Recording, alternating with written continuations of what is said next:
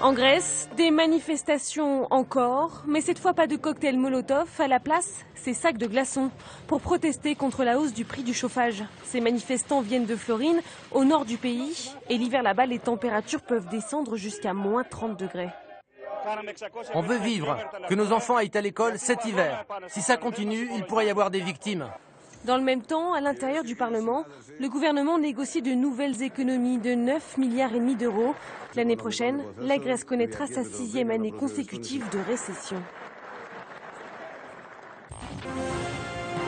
Récession toujours, la Hongrie a peut-être trouvé la solution. Troquer la nationalité hongroise contre la dette publique. D'où cette conférence de presse. Ainsi, si vous souhaitiez devenir hongrois, il suffirait d'acheter minimum 250 000 euros de dette du pays. C'est en tout cas le projet de loi déposé par le parti du Premier ministre conservateur, Viktor Orban. Cela voudrait dire que les étrangers ont investi en Hongrie.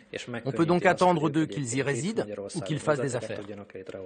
Attirer les riches tout en renflouant la dette, voilà ce qui s'appelle faire d'une pierre deux coups.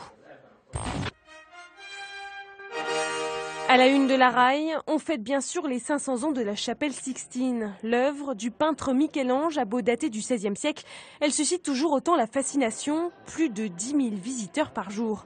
Victimes de leur succès, les précieuses fresques se détériorent à cause de la poussière, de la transpiration et de la chaleur provoquée par ce trop-plein de visites. Seule solution, limiter son accès. Dommage quand on sait qu'en 2011, 5 millions de curieux ont rapporté au Vatican plus de 90 millions d'euros. Et oui, certains ne connaissent pas la crise.